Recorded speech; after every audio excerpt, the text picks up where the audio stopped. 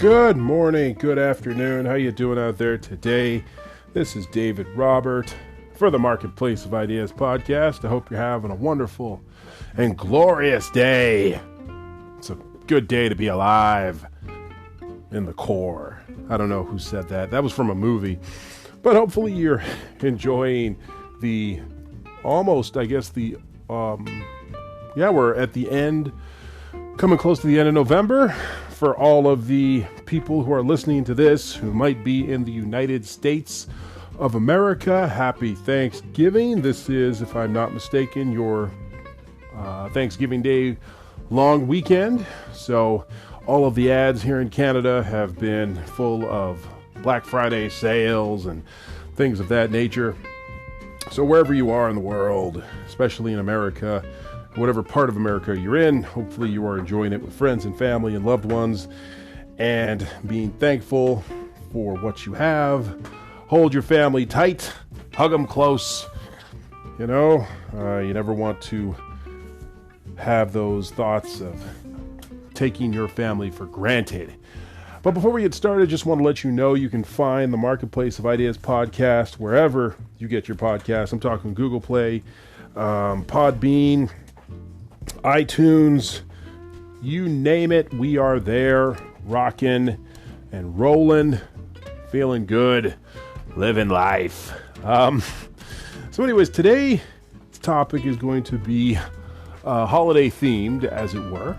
We're going to be chatting about Black Santa. More particularly, or more specifically, we're going to be talking about what it means to be a person of color in a society that primarily doesn't have a lot of you represented in pop culture, in various fandoms of superheroes and science fiction and fantasy and horror. And I've talked a little bit about this before, but I felt like doing a little bit of a deeper dive.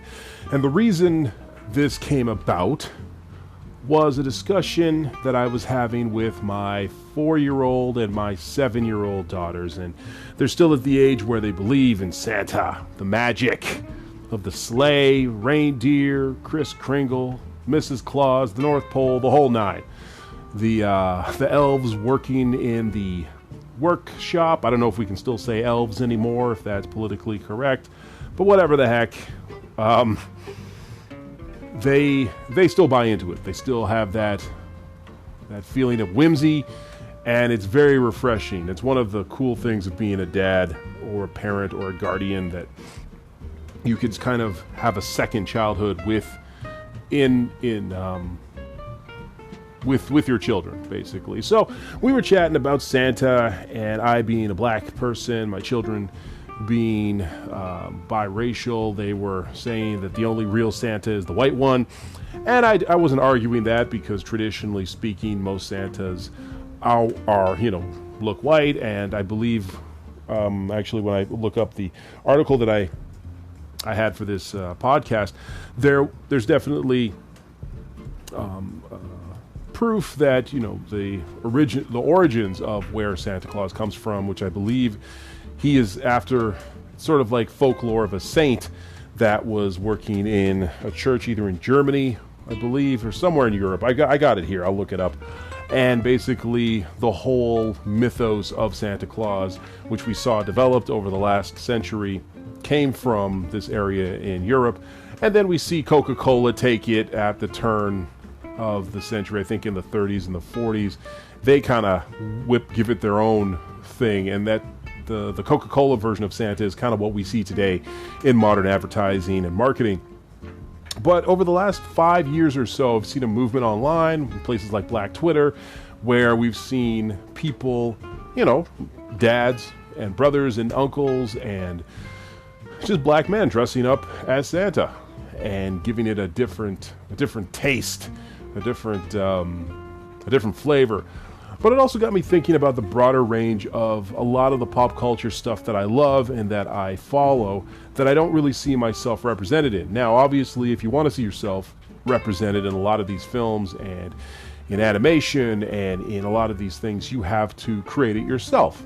A lot of these creators that I looked up to, such as Neil Adams, who passed away, Steve Ditko, and Stan Lee, and Jack Kirby, and Frank Miller, and Walter Simonson. I can never say his name right, and the late great Tim Sale, and all of these creators were white men, which is no issue or problem or concern, but a lot of the characters that I grew up watching and listening to and wanting to be like didn't really look like me. And in the beginning, when you're a kid, you don't really think about that. And I give you a little background of this. When I was about 9 and 10, I'm 44 right now, I was coming of age of the glut of the most magnificent time period to be alive for anything to do with pop culture, as far as I'm concerned. The 80s and the 90s was a time period in which we had this bevy of riches when it came to superheroes, when it came to fantasy, when it came to science fiction, swords and sandals, when it came to Star Wars and Star Trek. Well, Star Trek was in the 70s, but it had it had legs to carry it well into the 80s and the 90s and beyond. And then we get the DC comic universe, the Marvel universe, Image, Dark Horse, IDW, a lot of the independent stuff that's out there. We had the cartoons, such as Teenage Mutant Ninja Turtles. We had Sectars. There was He-Man. There was RoboCop. There was GoBots. There was Transformers. There was Bravestar. There was Mask. There was Silverhawks, Thundercats. What else did we have? We had... on the toy shelves, there was Barbie, Gem, My Little Pony, there was Pound Puppies, there was Cabbage Patch Kids, there was She-Ra, Princess of Power, there was Barbie, which, had an amazing film, depending on who you ask, this summer. There was, oh my gosh, what else did we have? There was E.T., Back to the Future. In the movies, there was Alien, Ghostbusters. We're talking, what else was there? Oh my gosh, there was so much. There was, Freddy Krueger. There was Nightmare on Elm Street. There was Friday the 13th. There was, Spaceballs. All of these movies and films and TV shows, such as The Hulk. And you had the Golden Girls, you had Perfect Strangers, you had Alf, you had Family Matters, you had everything that was coming out of Disney, right? Let's not forget Disney. You had Warner Brothers, you had Looney Tunes, you had Batman the Animated Series in the 90s, you had Super Friends, it was just Archie, there was Heathcliff, there was Garfield, there was Tintin, there was the Smurfs, Fraggle Rock, Sesame Street, just this immense amount of pop culture stuff that we see literally to this day. If you look at my studio, once I start the video portion of my YouTube channel here, definitely you'll check out the studio and what we've got going on here. But I have stuff on this wall from the Hulk, all of the DC universe. I got Wu-Tang up here. I got, oh my gosh, how could I forget wrestling? There was WWF wrestling. We had everything from Hulk Hogan to Hacksaw Jim Duggan to the $1 Million Man, Ted DiBiase. Then you had boxing. Then you had just regular sports. The Oilers, the Chicago Bulls. It was such a time to be a kid, and I hit right at the right time to absorb all of this stuff. To a man now who I'm in my 40s, and it's you wouldn't know it looking at this studio. You'd think, my gosh, this man never grew up. And, for better or for worse, a lot of this stuff has stayed with me, taught me life lessons. I gained some of the best friendships I've ever had, connections with people over this pop culture stuff, over all of this media, all of this entertainment, all of these IPs, all of these properties that just ingrain themselves into my brain. And so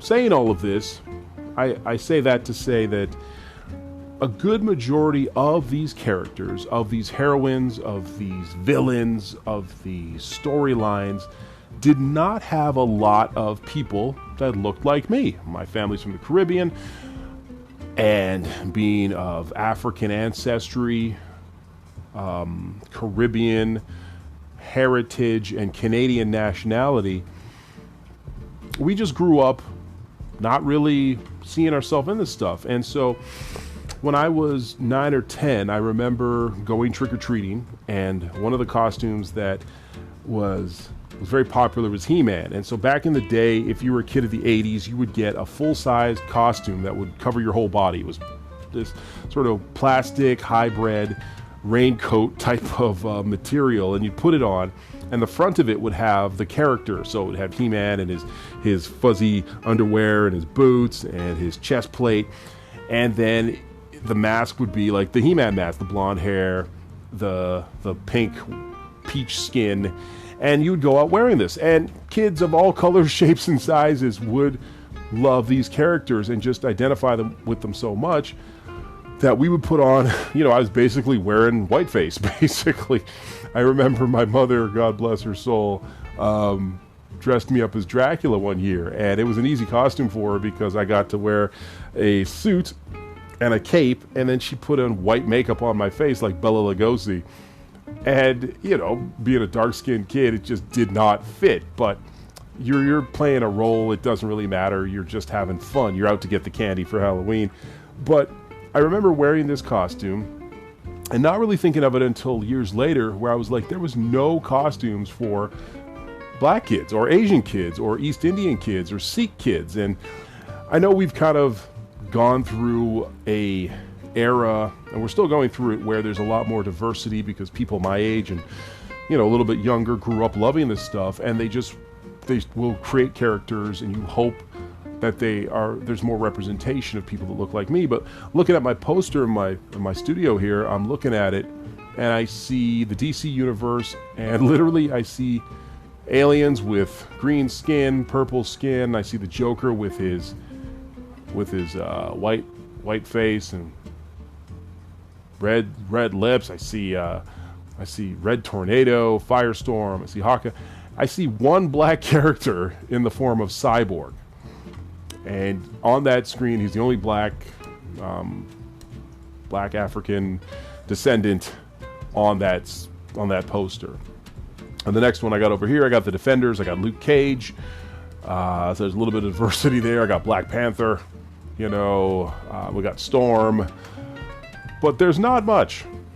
And I was sharing this with a friend of mine who I'll definitely have on the podcast. His name is Dennis.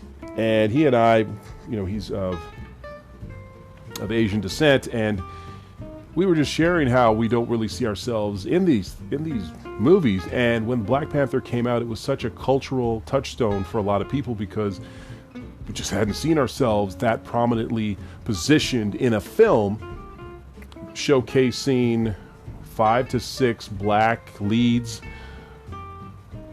that made over $1 billion.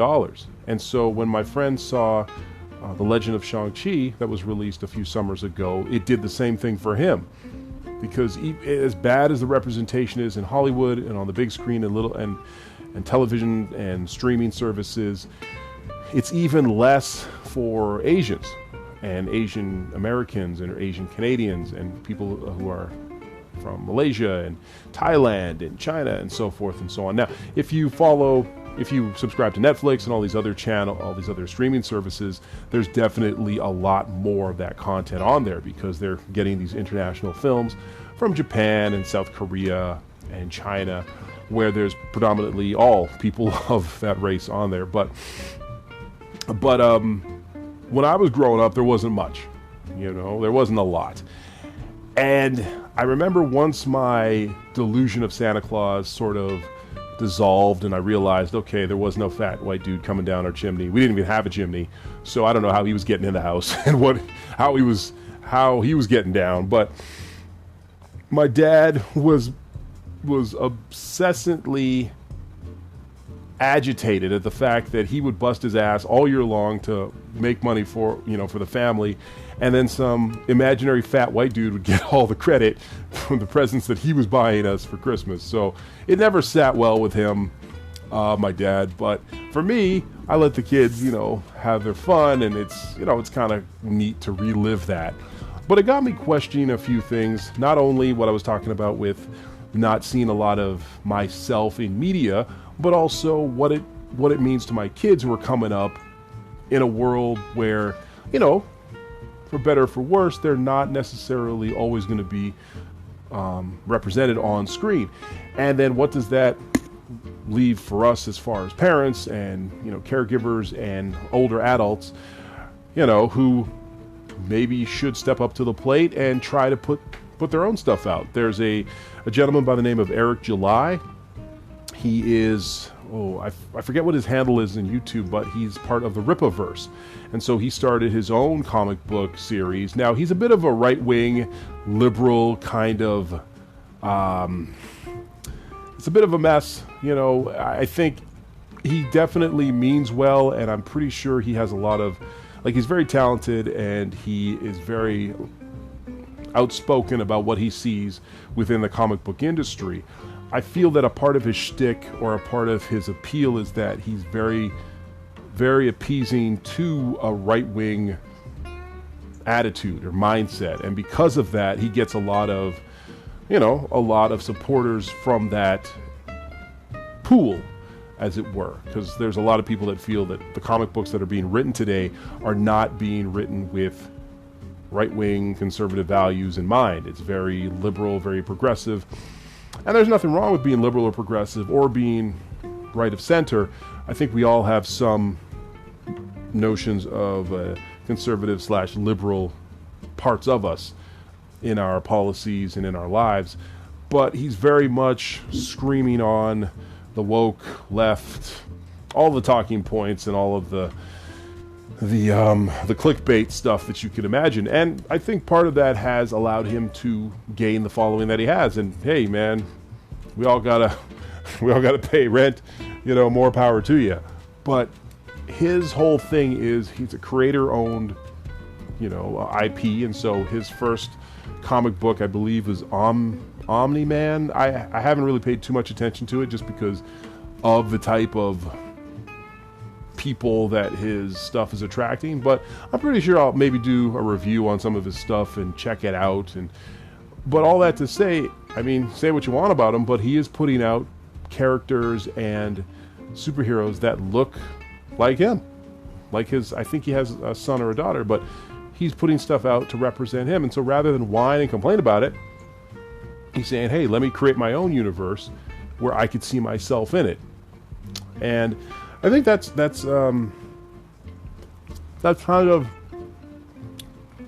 where you want to steer yourself towards, because it doesn't help to whine and complain about something you don't have any control over. And that kind of brings me to the Black Santa part of this episode, in that Santa has been around for quite a long period of time. And I got an article I'm just going to read here really quick. And in that time, we've seen people talk about the relevancy of Santa. Is it something that we should be promoting? Should we be taking this holiday that's supposed to be the second most important on the Christian calendar? The first would be Easter with the resurrection.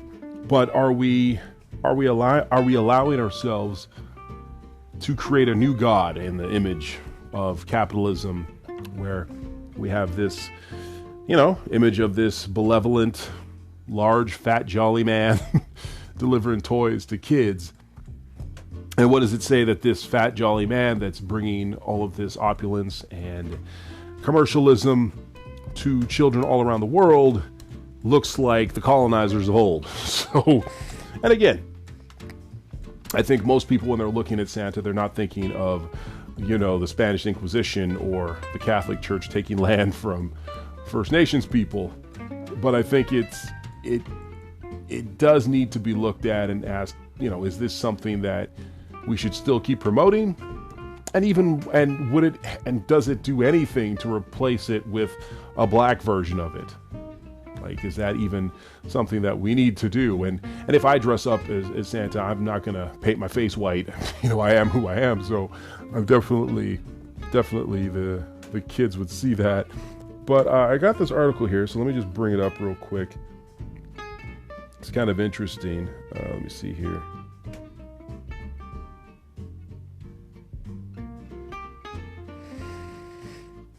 Okay, here we go.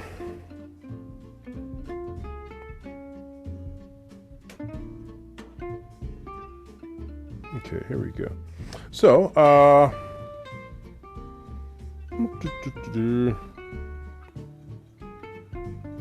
So, black representation of Santa Claus can be traced back to at least the late 19th century of the United States, where the character was folded into a racist minstrel, oh my gosh, tradition designed to frame black people as inferior to whites. So that's not good. So the original Santa was a Greek. Oh yeah, okay, it was Greek. There you go. The original saint was Greek, born in the late 3rd century, around 228 AD. He became bishop of Myra, a small Roman town in modern Turkey. There you go. So it was Turkey. That's nice. So yeah, the legend of Santa Claus can be traced back hundreds of years to a monk named Saint Nicholas. It is believed that Nicholas was born sometime around 280 AD in Patara in Myra in modern-day Turkey. Much admired for his piety and kindness, Saint Nicholas became the subject of many legends. So when we see that, we can definitely recognize, oh hey, like this is where Santa started. It started as a way for people to help and to give back. And so there was there's an article here in Broadview magazine written last year on, let me see, December 22nd, on the 9th of December, so not too, just under a year ago. So it was written and it said, ethical living, we need more black Santas. Canadian kids deserve a Saint Nick that looks like them. This is by Byron Smith, and it was written by broadview.org/Black Santa. And it reads, in 2018, Lisa Joyce posted a simple request on Facebook.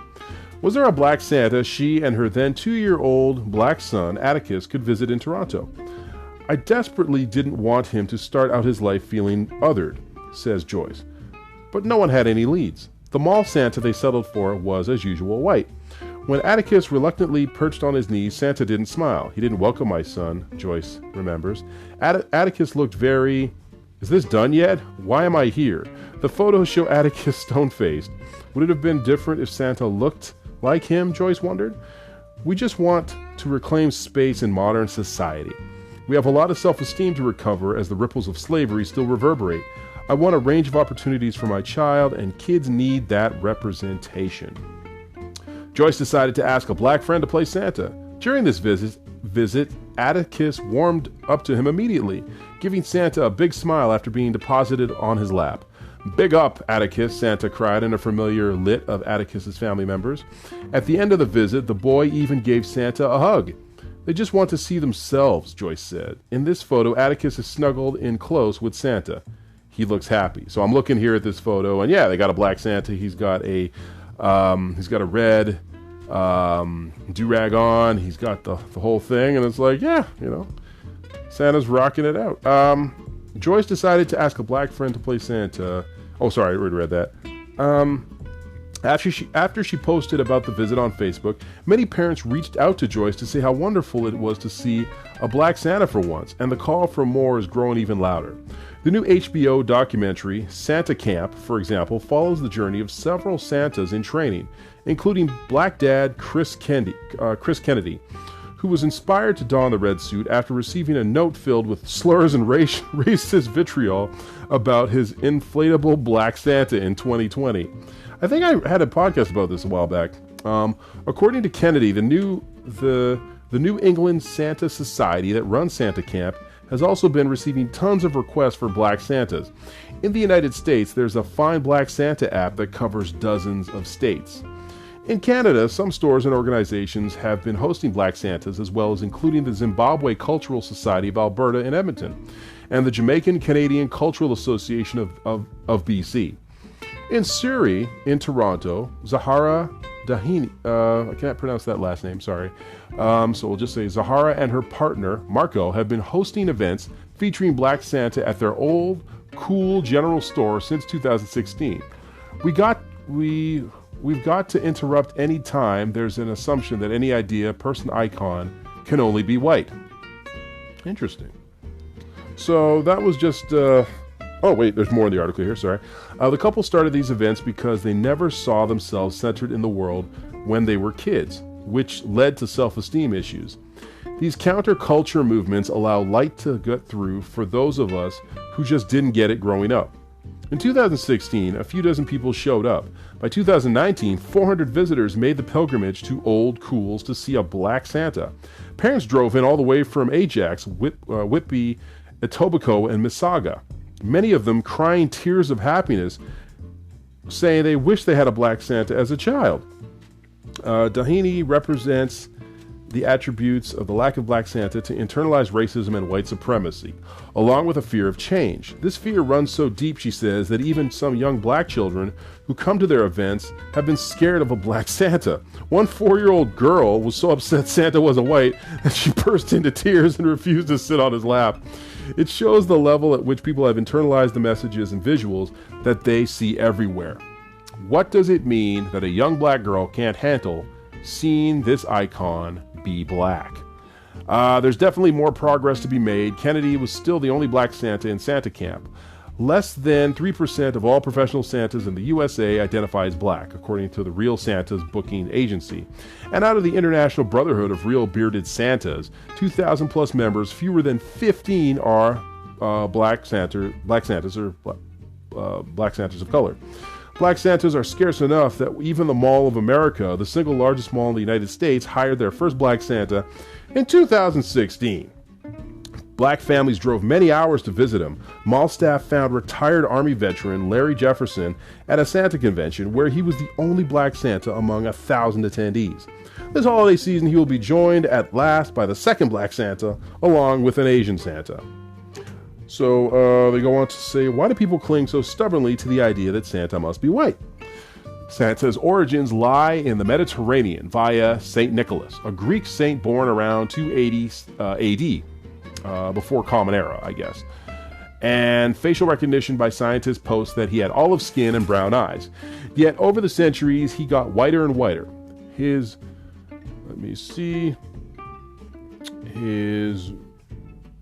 ruddedness codified in 1822 a poem called A Visit from Old St. Nicholas.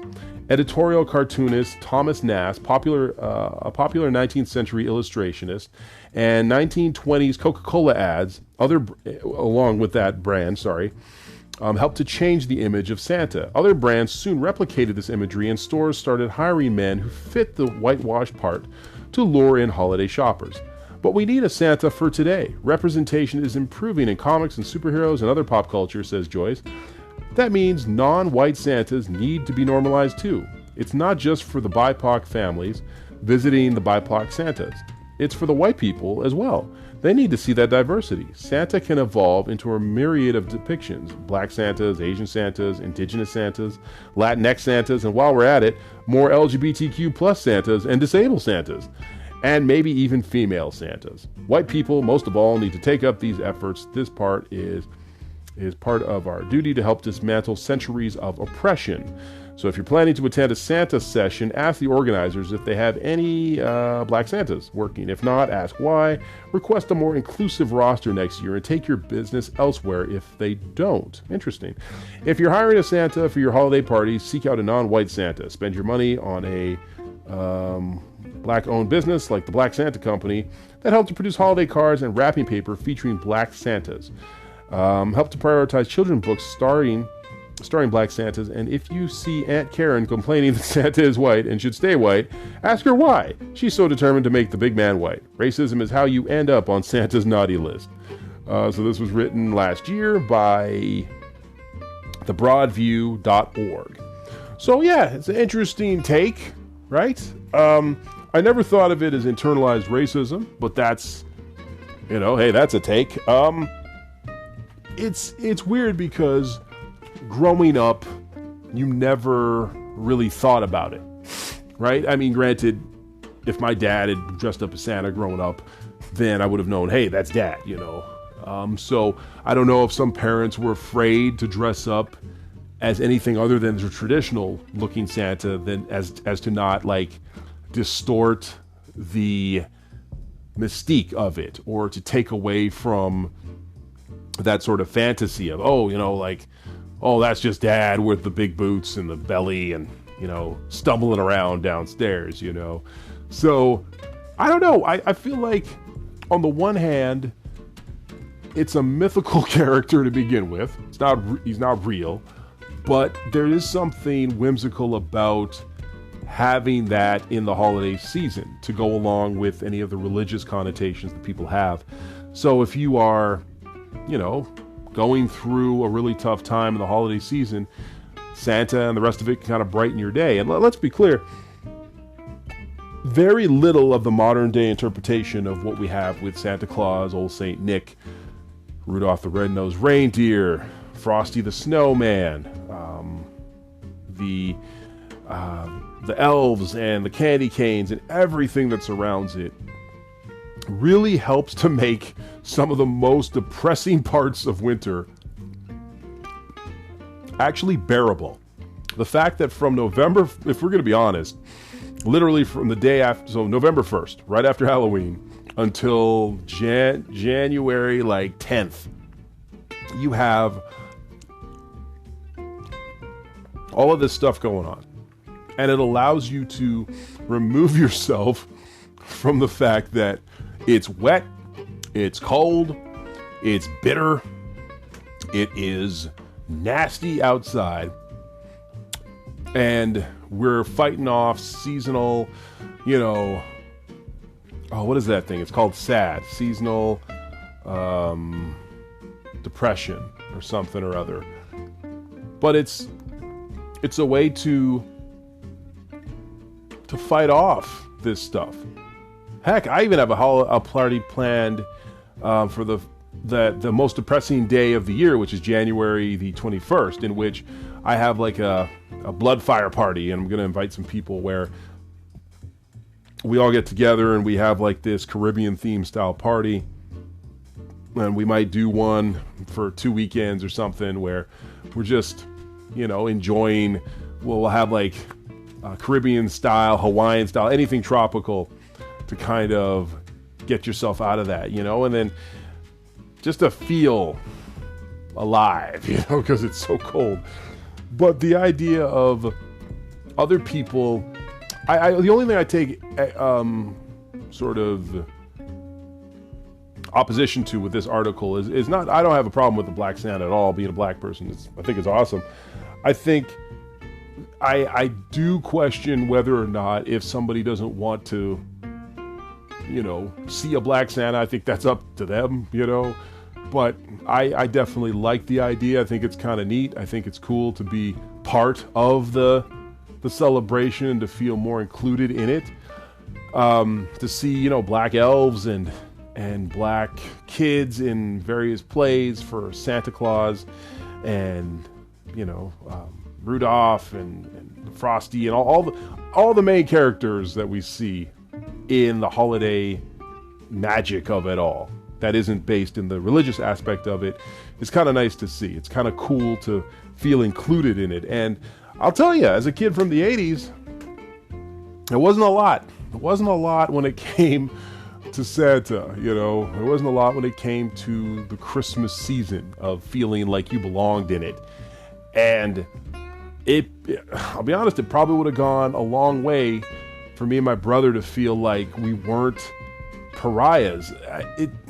One of the things that is hard to explain to people in this era, like in the post Facebook, Twitter, TikTok, YouTube, Instagram, LinkedIn, 24-hour, 365 cable news outlets, is that it was not that easy if ever, to see yourself represented in a lot of these films, in a lot of these cartoons, in a lot of the aspects of the Christmas season. And when you were young, you don't really think about it. And maybe that's a bit of the problem, that you don't think about it. The fact that you don't even question, hey, why is it in a lot of the superhero genres and all of the pop culture stuff that I so adamantly love and care about, why is it I see very little of myself reflected back? And if that's the case, what am I going to do about it? And I think that's where this article kind of hits home, because it showcases, hey, if there's something that you see that you feel is kind of wrong, then perhaps it's up to you to change it.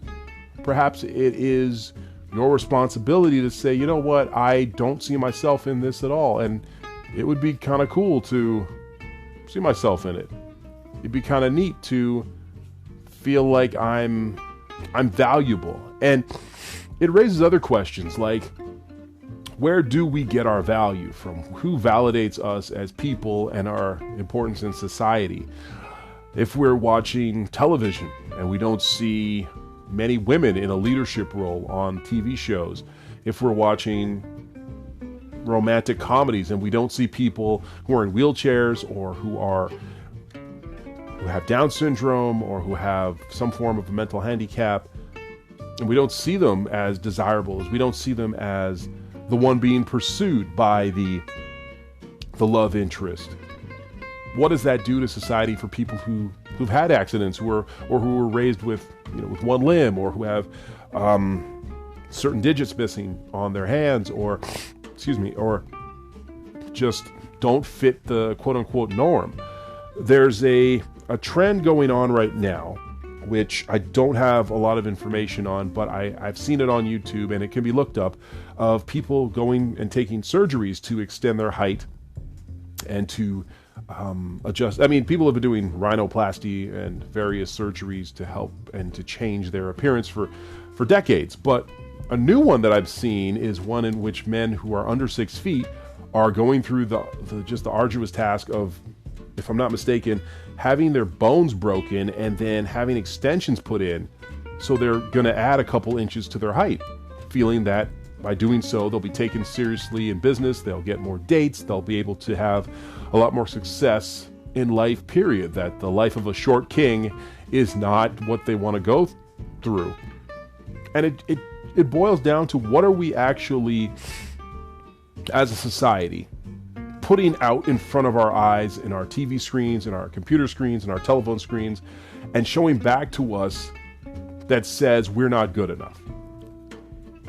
That the color of your skin, your height, your weight, the way your hair grows, and the way your nose looks is not good enough. And I think that definitely ties into images that we see that are traditionally Caucasian. Now, I do want to preface by saying that I don't believe that by claiming that Santa looks a certain way means that you internally hate yourself. I don't necessarily buy into that. However, I do buy into the fact that as a mythical, not real character, that you can play around in that sandbox. And so, yeah, Santa could have one arm or have hearing problems or whatever else. There's nothing wrong with that, wanting to see that. And I think sort of like that abrasive nature to fight against that says a lot. And whatever it says, that's on the person, right? You could totally say, I would just keep Santa the way he is. Doesn't make you a bigot. But if you're saying it in poor taste and in bad faith, then maybe it does. I don't know. But yeah, I'll be honest. I think that we definitely do need more Black Santas. I think it's a cool concept. It's kind of neat, a different play on it. And if it allows a child to feel a lot more welcomed and a lot more included, I don't see it as a problem. If it's being done in good faith and in the spirit that it appears that a lot of these people are doing it, then more power to them. You know, there shouldn't be anything wrong with wanting children to feel as though they're welcome in different spaces where, let's be honest, Western society has not done the best job in showcasing the various different beauty standards that are out there, or standards of attractiveness, or the standards of handsomeness, if that's a thing or that's a word, to where,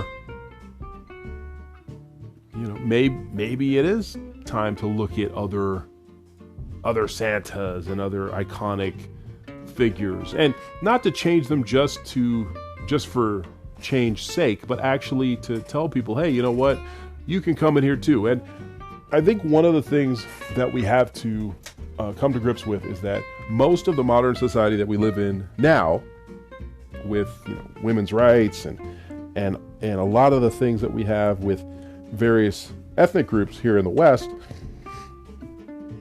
was not done with them in mind. So what I mean by that is, most of the society we see being run today was not built with people of color ever being thought of as being free, or women having the ability to vote, or to allow LGBTQ plus people to have any space in society. It was geared towards a certain class of people, a certain type of individual, and if you didn't fit that, you were either owned by that person or subservient to that group of people. And it's through literal blood, sweat, and tears, and wars and hard-fought battles where people like myself could stand on the shoulders of giants and take a place in society, rightfully, because of what was sacrificed in the 60s and in the civil rights movement and in the war, in the Civil War in America, and other battles that that was taken on in various fronts, such as apartheid, and people fighting against the Indian Act, and people fighting against other draconian laws that were built to keep people like myself underfoot in a state of submission to, as a slave. Like, if we're gonna actually, you know, go there. So I don't think it's wrong to have a Black Santa. I don't think it's in some way, shape, or form making white Santas less, you know, popular or less relevant. The fact of the matter is that this is a fictional character, one that stems from an individual who's of Greek descent, yet it's been altered and played with and toyed with for decades. And I don't see the new interpretation of people trying to, you know, add different flavors to it to be any type of, to be done in any form of like malice or hate. But yeah, I think it should be welcomed. I think it should be applauded and actually given the space to exist right alongside the Santas that we traditionally see. It's kind of like one of my friends was telling me when we were chatting about the Little Mermaid, the live action film that came out earlier this year, and there was a lot of anger, there was a lot of frustration, there was a lot of very rude and horrible people saying some really bad things. And I didn't see the movie because, again, I actually like the original. I'm not a big fan of a lot of the live action remakes that Disney has made over the course of the last 5 to 6 years. I've maybe liked The Jungle Book, and that's pretty much about it. But all that to say is that regardless of what version of films that come out with Disney, there's still films that you can like that are from your childhood. No one's taking those versions of the films away. Similar to if there's a reboot to, let's say, Ghostbusters or Star Trek or Star Wars. If there's a version of that you find, oh man, that's really cool, I like it, that's awesome. There's nothing wrong with that. And just as if a kid really feels comfortable and feels happy and joyful to see a Santa that looks like him, why not? It doesn't take away from the image you could have of the Santa that you had growing up, and vice versa. You know, there's plenty to work with in this space when it comes to this fictional, fake, not real character. But I definitely like the idea of more people coming to the table to enjoy this kind of thing and not feeling excluded because you don't fit the mold or you don't look the part. You know, but again, that's just me. Like I was saying, I think it's a fun thing to kind of chat about.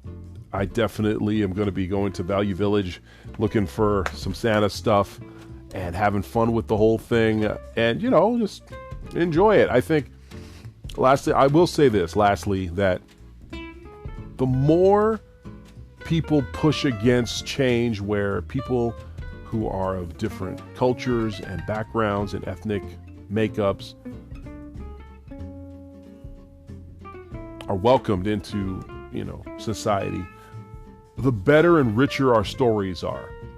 The more people that we have that are from parts of the world that have less freedom will definitely give you a sense of how lucky and fortunate you are to be living where you are.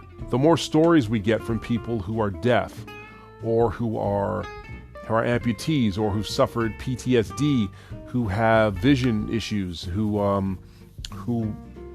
have cognitive disabilities, who have gone through war or anything like that, the broader the range of stories we have, our strength is really in our diversity, is what I'm trying to say. And the broader look at we have of things going on in the world, if we don't have any of these references, then it's really easy to vilify people or to other them or to put them down or to make fun of them and not have them feel included.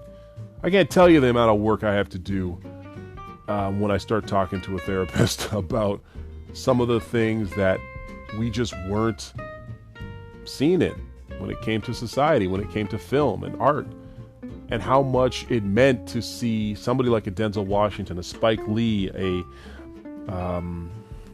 who else back in the 80s with, Bill Cosby, Richard Pryor, Sammy Davis Jr., Michael Jackson, Michael Jordan, Mike Tyson. Like, it does so much to see yourself within the characters or the heroes that you identify with, to give you that boost of confidence to be like, you know what, I can do this. Regardless of what Bill Cosby has done, which is pretty heinous, as a, committed, self-admitted, sex offender. And, the fact that Bill Cosby got off on not a technicality, but more on like a real faux pas in the justice system over there, because they had cut him a deal and then they backtracked on it. And because of that, he was released. But Bill Cosby, the actor, and on the Bill Cosby Show, gave a lot of kids in the 80s an opportunity to see themselves in a nuclear family. He had a wife, she was a lawyer.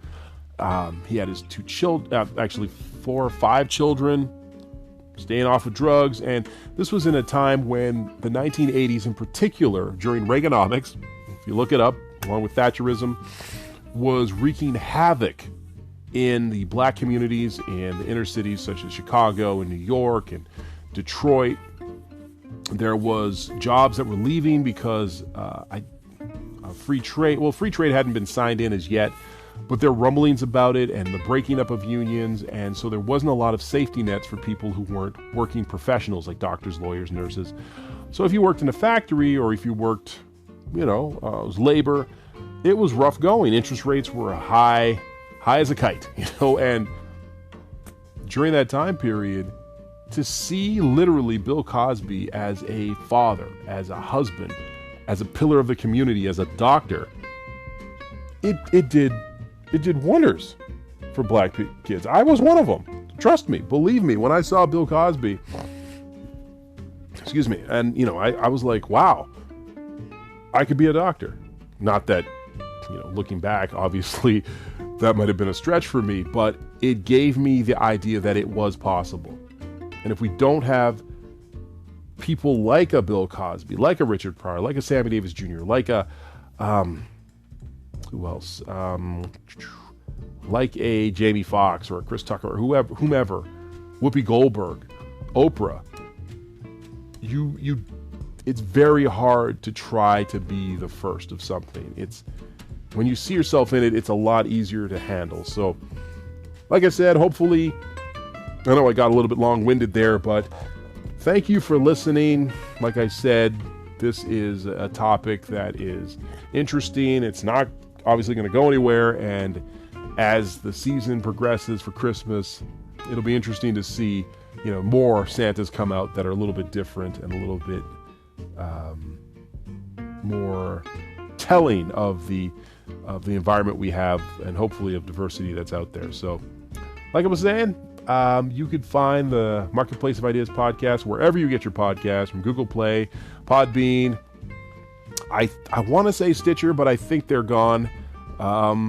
Everywhere you get your podcasts, you can find us. But until next time, take care. Be good to one another out there. Keep your head on a swivel. Peace.